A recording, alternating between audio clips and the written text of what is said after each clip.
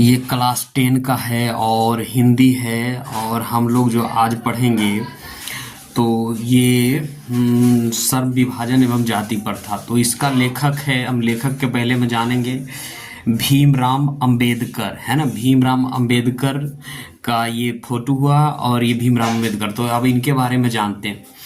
बाबा साहेब भीमराव अंबेडकर का जन्म 14 अप्रैल 1891 ईस्वी में मेहू मध्य प्रदेश में एक दलित परिवार में हुआ था। तो इनका जन्म क्या हुआ था?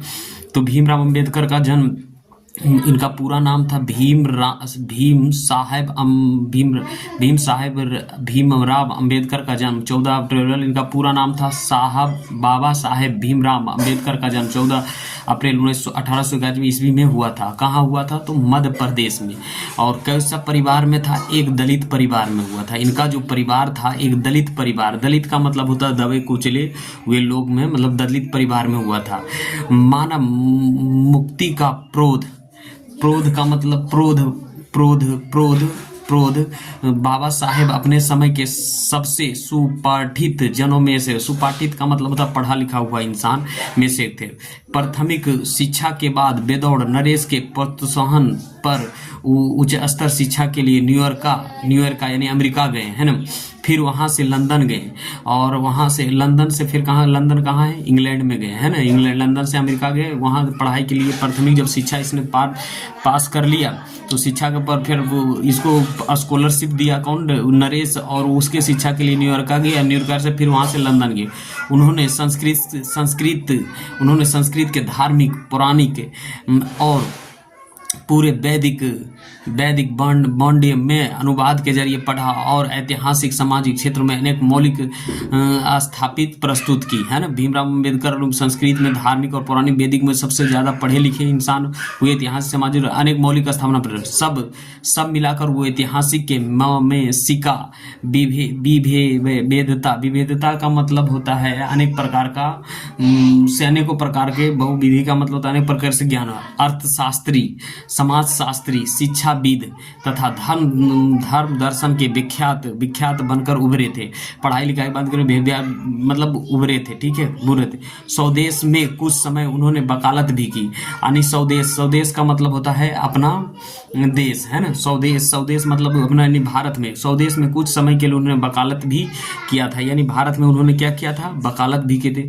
समाज और राजनीतिक में बेहद सक्रिय भूमिका निभाते हुए उन्होंने अछूत स्त्री और मजदूरों को मानवीय अधिकार का सम्मान दिलाने के अथक संघर्ष किया था, है ना।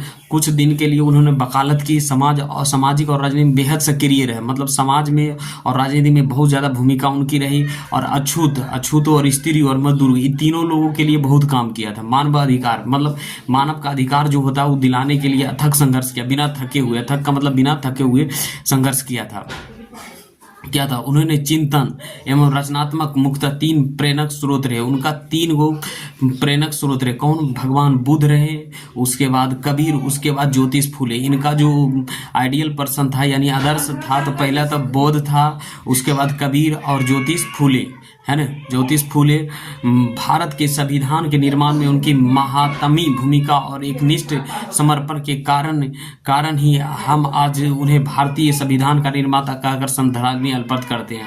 और क्या करते हैं? उसे भारत का राष्ट्र मतलब संविधान का पिता भी कहा जाए तो कोई दिक्कत नहीं है। उन्हें संविधान का निर्माता भी कहकर श्रद्धांजलि अर्पित करते हैं। दिसंबर 1956 में दिल्ली में बाबा साहेब के निर्धन हुआ था। और कब निर्धन हुआ? 1956 में। और 14 अप्रैल 1891 में इनका जन्म हुआ और दिसंबर 1956 में इनकी क्या हुआ? निर्धन हो गया, यानी मृत्यु हो गया। बाबा साहेब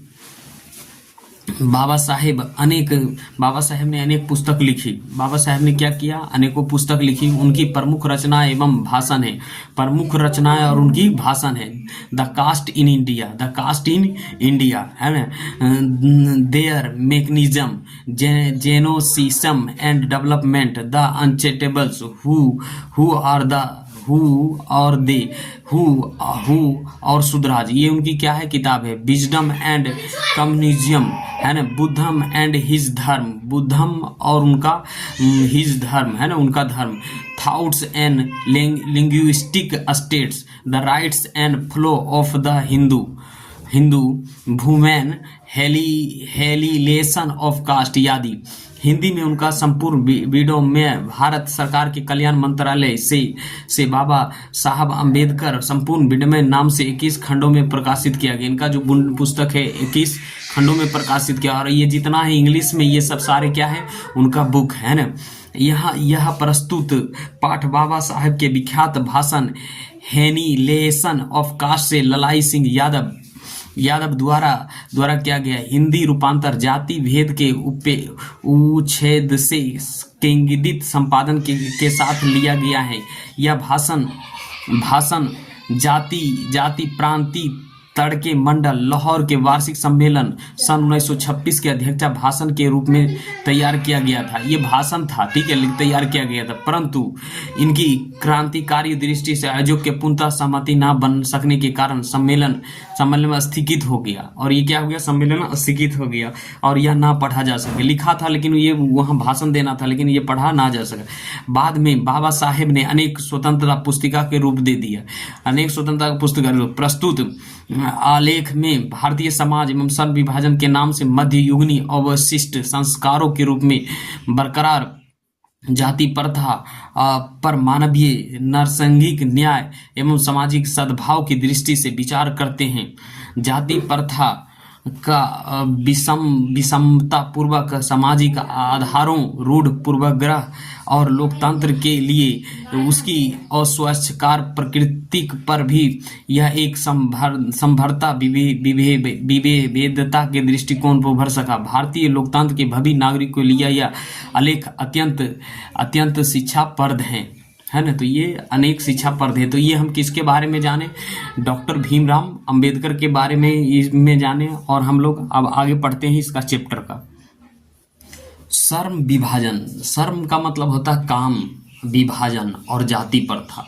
तो श्रम विभाजन यानी काम का विभाजन और जाति प्रथा, ये लेखक का मूल हेडिंग है। तो यहाँ से पढ़ेंगे। यह विडंबना है कि, विडंबना का मतलब होता है उपहास यानी मजाक, है ना, उपहास। यह विडंबना की बात है कि इस युग में जातिवाद का पोशाक की कमी नहीं है। पोशाक का मतलब होता है यहाँ समर्थक या पालक या पालने वाला, है ना।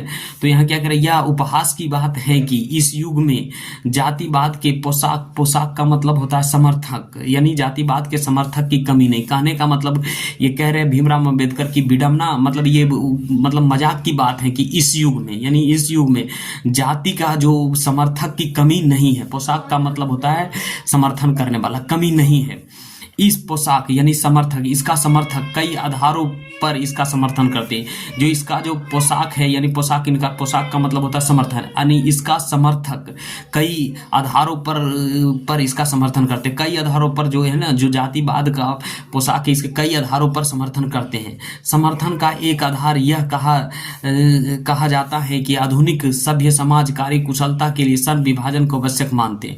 और समर्थन का जो एक आधार है कि आधुनिक समाज में कार्य कुशलता यानी कार्य को भी बांट दिया है के लिए सन विभाजन का आवश्यक मानते हैं। और चूंकि जाति प्रथा भी सन विभाजन का ही दूसरा रूप है, जाति प्रथा भी क्या है, सन विभाजन का ही दूसरा रूप है, इसलिए इसमें कोई बुराई नहीं है।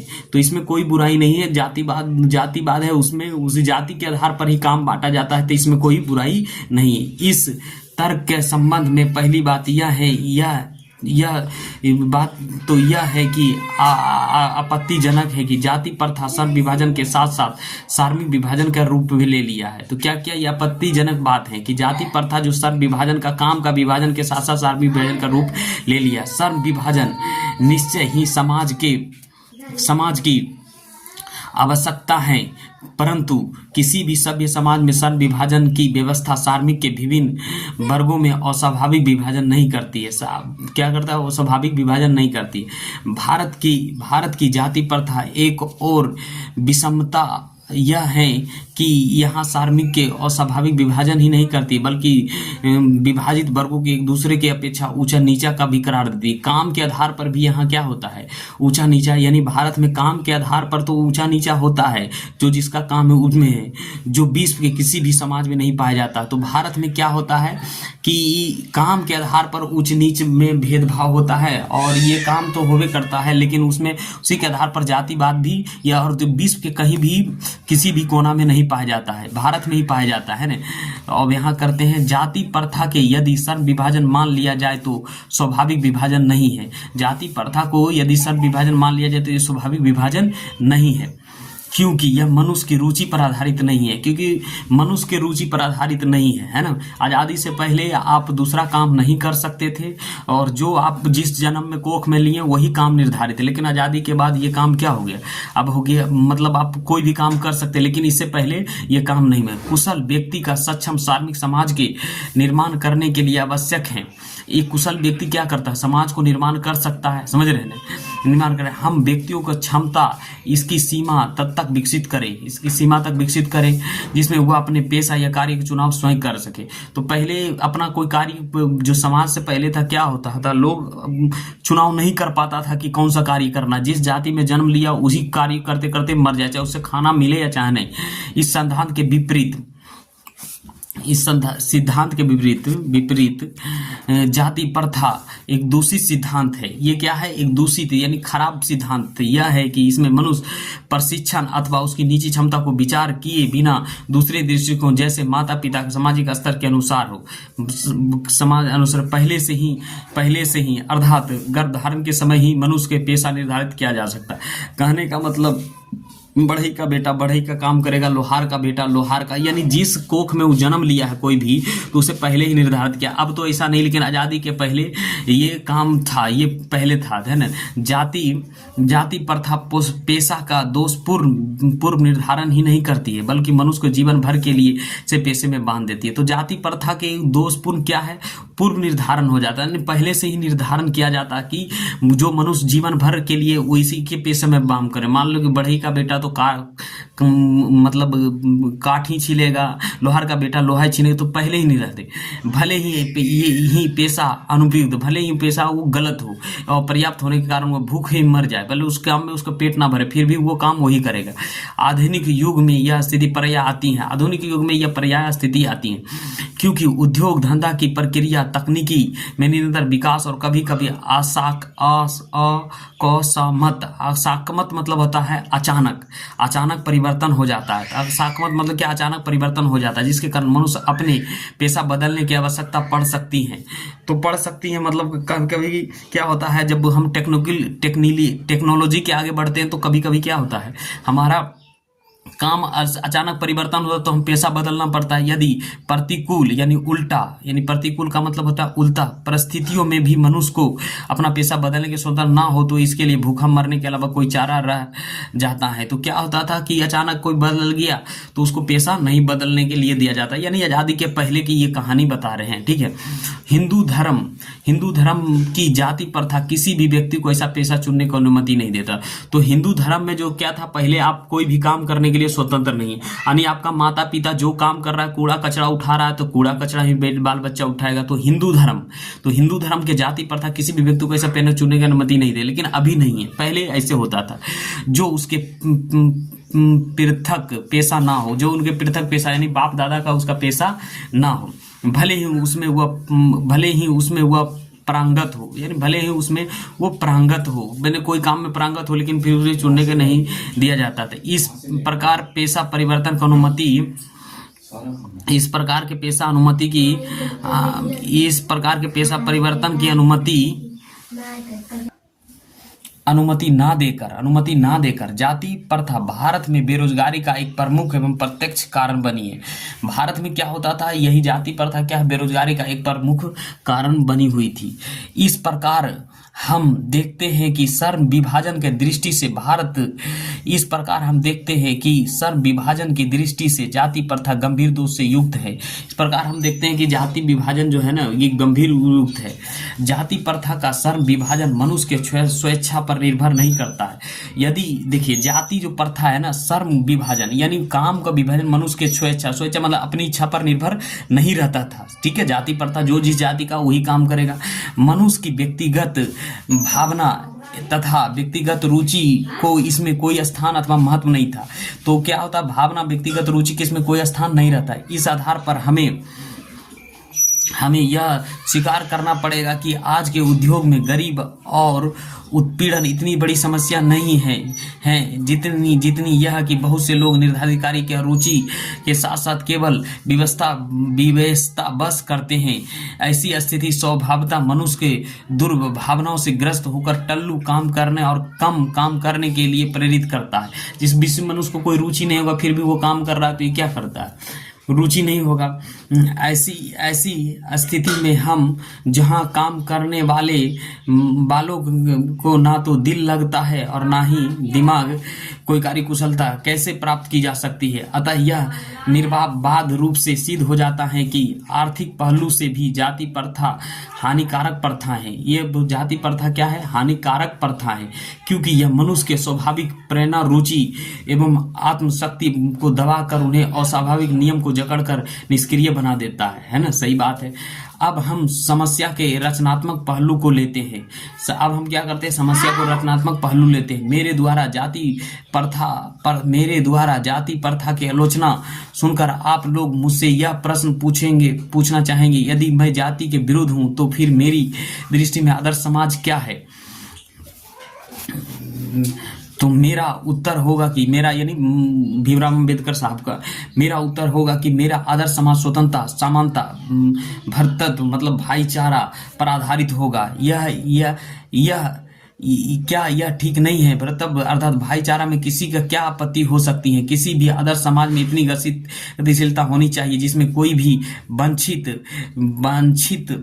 का मतलब होता है चाहने वाला, वंचित का मतलब होता है चाह रखने वाला, वांछित परिवर्तन समाज के एक छोर से दूसरे छोर तक संचारित हो सके। संचारित का मतलब होता है प्रवाहित हो सके। ऐसे समाज में बहुविधि मतलब होता है, बहुविधि का मतलब अनेक प्रकार के हितों में सबका भाग होना चाहिए तथा सबके उनकी रक्षा के लिए प्रति सजग होना चाहिए। सामाजिक जीवन के अबाधक संपर्क के लिए अनेक साधन एवं अवसर के उपलब्ध रहना चाहिए। तात्पर्य यह है कि दूध पानी की तरह, मिश्रण की तरह भाईचारा का यह शिकार वास्तविक रूप से, और यह इसी प्रकार के रूप में लोकतंत्र है, क्योंकि लोकतंत्र केवल शासन का एक पद्धति नहीं है। लोकतंत्र मूलतः सामूहिक जीवनचर्या के एक रीति तथा समाज के सम्मिलित अनुभवों का आदान प्रदान का नाम है। इसमें यह आवश्यक है कि अपने साथियों के प्रति श्रद्धा एवं सम्मान का भाव रखें, भाव हो। तो ये जाति प्रथा सर्व विभाजन, अब इसका हम लोग क्या करेंगे, क्वेश्चन आंसर करेंगे।